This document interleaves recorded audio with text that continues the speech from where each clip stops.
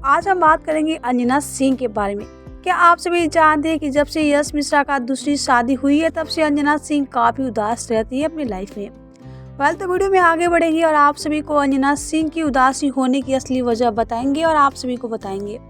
लेकिन उससे पहले वीडियो को लाइक और सब्सक्राइब नहीं किए हैं तो जल्दी से लाइक और सब्सक्राइब कर ले।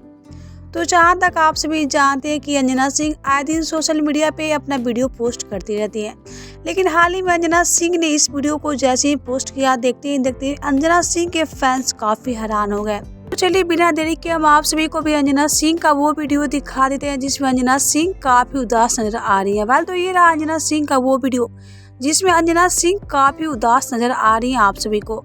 और आप सभी को अंजना सिंह का ये वीडियो देखकर कैसा लगा हमें नीचे कमेंट बॉक्स में बताना बिल्कुल ही ना भूले। और वीडियो अच्छा लगा हो तो वीडियो को लाइक कर ले, सब्सक्राइब कर ले और शेयर करना ना भूले, ताकि ऐसे भोजपुरी जगत की खबर सबसे पहले आप सभी को मिलता रहे।